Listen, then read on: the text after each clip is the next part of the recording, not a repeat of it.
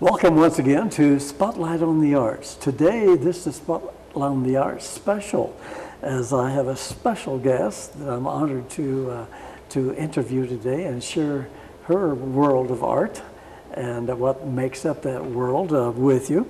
It's August 1st, 2018, and it's summertime, a nice cool day in the city of Jefferson City, Missouri. That's the capital city of Missouri, if you're not up to date on that.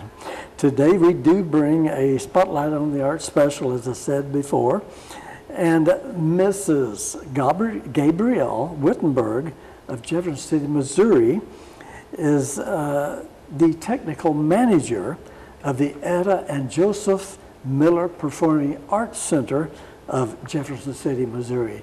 I'm sure many of you have driven by down Highway 50 and see that magnificent building. Well, Miss Wittenberger is going to give us the scoop on how that all came about.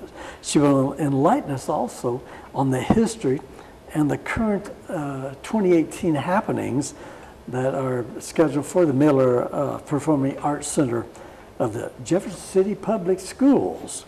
So join me, please, as I welcome Mrs. Wittenberger. Welcome to Spotlight on the Arts. I'm truly excited to have you under the spotlight here and representing Miller Performing Arts Center today, and plus your own world of art. People would like to know how this all... Thank you for having me. I'm excited to be here. Super, thank you. Well, if Gabrielle, if I may, please tell us a little bit about you and those highlights that bring your life to this point. I am a mom and a wife and a former teacher and a theater lover. I've been involved in theater my whole life since I was a very little girl. My mom was involved in theater, and I caught the bug very early on in elementary school, and it led me to this job, which I'm super excited to have and be a part of for the district. Excellent. And once again, I spoke of the professional ladies of our community in mid-Missouri, throughout the world, in fact. I have another chance to turn the cameras on in front of another professional lady that we're learning throughout the years now that women have had such an impact, not only as running a family, but when they can step out of the family into the community. You're just really now seeing a lot of people blossom, a lot of women blossoming, and Miss Gabrielle Wittenberger is one of those that really well represents herself and the women of our day here on JCTV. I'm so honored to have Gabrielle. And now you have family. Would you like to say? I do. I have two girls, Natalie and Hope. Natalie is a college student, and Hope will be a senior this year at JC. And my husband, Mark, and I love my family so much. They're the rock that keeps me grounded and solid. Oh, great. Oh, super. Well, can you share with us then, Gabrielle, your path to becoming the technical events, as they call it, technical manager at the Miller Performing Arts Center? Your experience, schooling degrees, what have you? Well, I have an education degree. I originally started school for theater and decided to take a different route and went into education, and I taught for several years and wound up in the Jeff City district at the Southwest Early Childhood Center as a paraprofessional there, and moved from there to Cedar Hill Elementary as the secretary, which was not at all what I taught. I taught history in high school. Life takes you different places. And but my theater background, I've been involved with a little theater here in town for 20 years, and have directed and acted in many shows for them, and acted at Scene One Theater here in town. And I think that background, and also being really good friends with Gabrielle whenever the Miller Center was, that was her baby, her remodeling, all of that. Being friends with her, learning from her, and then learning from Rusty Warning, who is the second manager of the Miller Center, learning from them and that technical side of it, and how to run that facility at its best. So I learned from them a lot. And so I was the secretary at Cedar Hill, and the job came open, the position came open, and immediately I was like, this is my chance, this is my time, I know this is where I'm supposed to be, and everything worked out in my favor, thank goodness. Yes, it sounds like they just put the finishing touches on a mold that was in development. I hope so. I've heard so many good things about the Performing Arts Center, the job you're doing there, so I'm really excited to be able to talk with you today in that respect.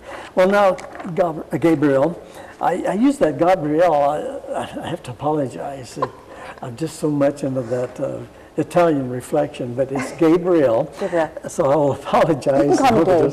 That'll make it easier. Everybody calls me Gabe. I was named after my grandfather, whose name was Gabriel, so that's where Gabrielle is from. Thank you for permission. You're welcome. Yeah, you can call me Gabe.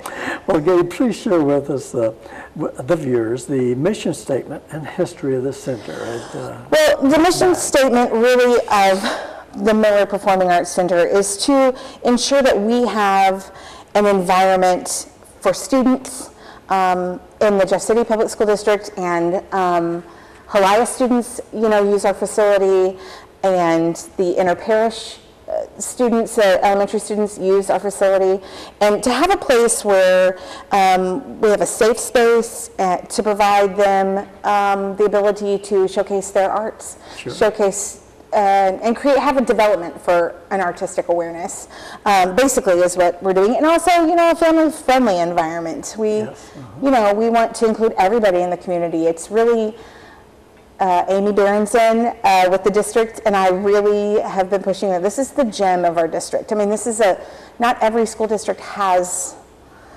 a performing arts center like this, and we really want the entire community in Jefferson City to enjoy it. Well, excellent. You're really filling us in. Now, the Jefferson City, the Performing Arts Center started back actually in 1926, April 3rd, as the Jefferson City Junior College. Yes, it was a junior college, and it had a high school in there as well. High school, and then Jefferson City Junior High School after that, and the Instructional Resource Center then for the Jefferson City Public Schools. Yes.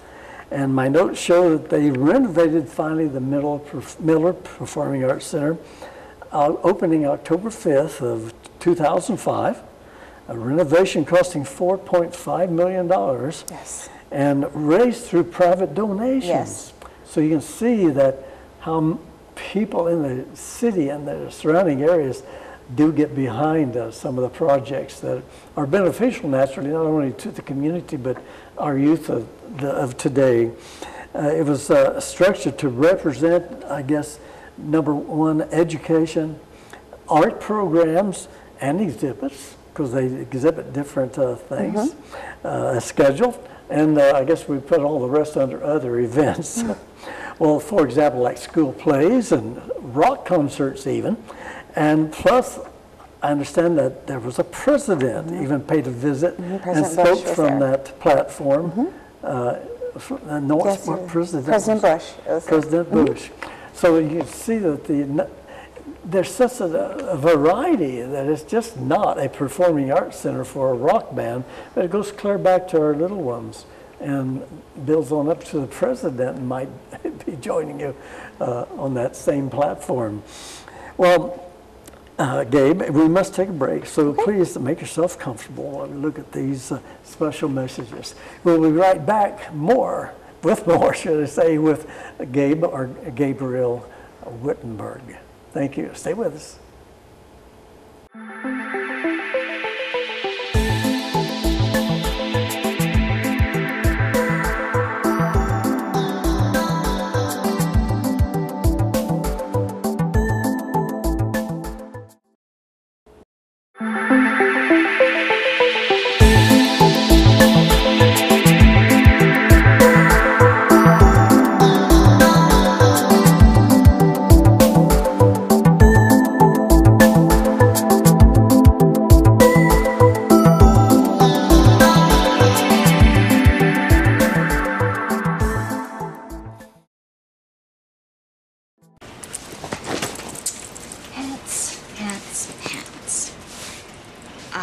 am folding the pants.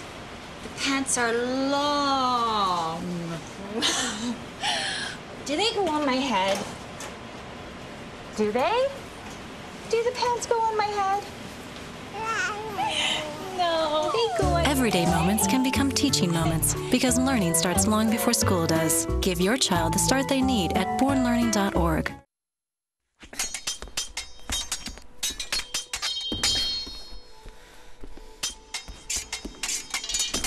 I wasn't always this good.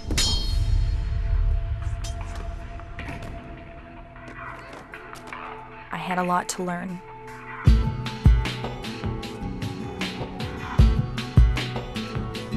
I had to practice. And practice. And practice.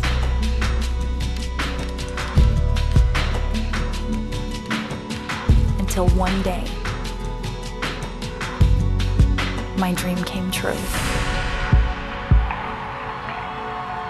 Sure, it wasn't easy, but it was worth it.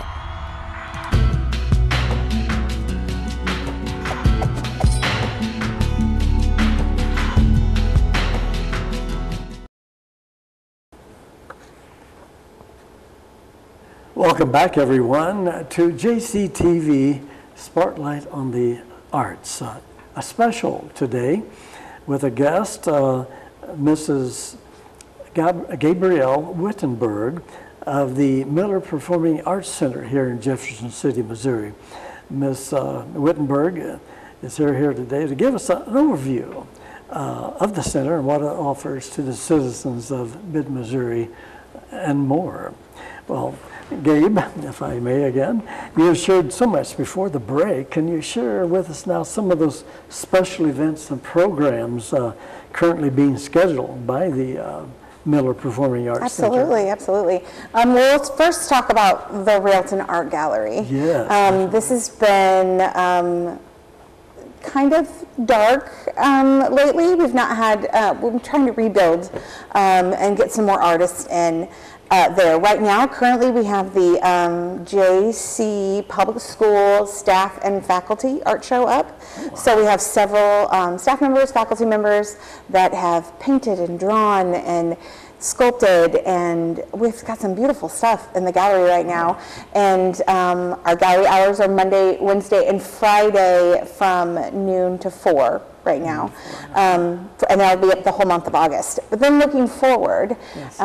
We're hoping to be involved with the Capitol Arts, the art crawl, that's in October. Yes, We want to get back on that schedule. We're bringing in a national artist from Louisiana. Her name is Marian Martinez. Oh, wow. And she did some paintings for the Louisiana Conservation Department and did a whole show for that went across the nation. It toured across the nation. So we're getting her in. I have a little bit of insight with that. She's my aunt. Oh. So we're going to bring her in for a showing. I'm hoping to get some alumni maybe to come in and do some stuff that are out and about in the world and sharing their art. I'm hoping to invite them back in to showcase what they've been doing. And then also we have student art shows from JC. Helias students come in and bring some items in March. So we're just trying to get the art gallery up and running so that it's available for people to come and see all the time. And you have a website that people can tune into. Yes, the millercenter.org. We'll take you straight to our website, and in it you can see technical specifications of the theater and things in order to put a show up in the Railton Gallery and how to get a hold of us. Well, knowing that that's open now to being scheduled, it seems like you had a couple of years where you was replanning or getting an idea of where to go with the program. Exactly. Now there will be expanding more into the art world, it sounds like. That can be, it sounds like, from the brush or from the sculptures or what have you. So that's great to hear. Yes. And with so many guests that have been on the program, we'll be possibly getting a hold of you. I hope you will get a hold of Ms. Wittenberg and schedule your art for an exhibition there. That would be fantastic. And tell them that Rick Jey sent you. Well, Now, you know, we talk about Jefferson City Public Schools, the backing through this organization. And Pablo Picasso, they use that, a statement from him, if I may quote, "Every child is an artist. The problem is how to remain an artist once we grow up." And I think that has a lot of truth. So life does get busy sometimes. I was just talking to a lady who was on the previous show that she is now finally going to maybe even shut down her business and take time out to art, so do artwork. So that's great. Now, so your scheduled art exhibits you've covered, and would you like to say you have a young lady that works for you? I believe her name is Susan Bass, Yes, the secretary. Sue Bass. She's fantastic. She's fantastic. She takes your calls and is just really handles it for professionally. So don't be afraid to call. Yeah. Now that number I have is 573-632-3444. Yes, sir, that's it. 573-632-3444. Now we turn to theater. What do you have scheduled for Well, the theater? actually, this weekend, the Little Theater of Jefferson City, they perform at the Miller Center. They rehearse somewhere else, they perform at the Miller Center. They are moving in this weekend, and they are performing Mary Poppins. Oh, my. So, really excited about that, excited to see what they're doing with that. I'm helping them with lights and things of that nature, technical stuff. Really excited to have that in. They open on the 9th, so it'll be the 9th, 10th, and 11th of August, and people can buy tickets, and all next week in the evening they'll have a ticket box office open and available for folks to come by and get tickets. It's going to be really great. And it's Mary Poppins. Everybody loves Mary Poppins. Oh, sure. And then looking forward past then in September, we have a few things coming in. In October, we have the Cosmopolitan Club and Tom Hinkie have Charlie Pride coming in. Right. And so he'll be there in October. We've got several orchestra concerts, choir concerts, that kind of stuff as schools starting to get ramped up and they start performing. We've got in November, Jefferson City High School's drama department and vocal music department will present Grease this year is their musical. Talk about a musical. I know, I'm excited for that one too. I love when the students get to come in and I get to help them learn about, you know, all the technical stuff that I love. Yes, I love just interacting with them. I miss that a lot, not being in the classroom anymore. But so that's our fall, and then in December we have lots of concerts. Cantorum is in, and we have lots of school concerts, and our elementary, some of our elementaries get to come in and use the facility, and really exciting stuff this first semester of school. So from supercalifragilisticexpialidocious to Charlie Pride and on down to the schools, Highlights and surrounding schools. That sounds like they have a great program for the theater portion. Now the auditorium, if you're wondering, will they hold your band, what have you? The auditorium, how would you describe that? I think our facility is beautiful. Yes. One of my favorite things that I get to see is when, especially elementary students that have never been to theater before, walk in and they just are, so we have about 890 seats, 895-ish, depending on the show and what's seats are being used for. So we have lots of seating. We have a full stage, full lights, and top-notch sound and lighting. And an orchestra pit. And we have an orchestra pit, a 9-foot deep orchestra pit that we can cover up when we don't need to use it. Like Mary Poppins isn't using an orchestra this time, so they'll get to use that extra stage space. But when we do have live orchestra, like in December, Dancers Alley will present Nutcracker, and we will have the symphony come in and play for them, and it's beautiful. They did it for the first time last year with the symphony, and it was great. I'm going to start scheduling, and you'll probably see me become a regular, because I've been around the music plays in grade school, singing in high school and junior high. So I miss that part also. I love radio and TV and doing commercials and movies, what have you, but I still enjoy a good presentation also. Now, your proscenium? The proscenium. Proscenium, pardon me, that's 30 foot? It's 30 foot. wide, and 18 and about 18 feet tall. So it'll handle. it handles quite a bit. Sometimes I wish we had a wider stage. It might even handle Tinkerbell on the wire. So our TLT is going to fly Mary Poppins that's in the show, so that'll be special to see. So you've got to put these dates on the calendar. We don't have time to cover all the dates once again, but get to the, if you can, to the website and see what's going on. And I'll see you there, I hope. Now, tours, you also have scheduled tours for schools, for people. Absolutely. What does it take? How many does it take to make up a tour? It could just be one person. Earlier last year, after I started, we had the theater director from University of Missouri in Rolla. She happened to be in town, and so we gave her a tour of the facility. And we have lots of classes that attended the junior high or attended, sometime in the past that like to get back together and come through and to see what's changed in the building. Because it's not only the Miller Performing Arts Center side, but we also have the JCAC, the Academic Center, in the building as well, using the first and third floor. So we like to see how they're doing and just, see the building and how it's changed. And that's open every day. We can, call us and we'll set up a time that you can come in and visit. Oh, super. That sounds exciting, as you can tell by my demeanor.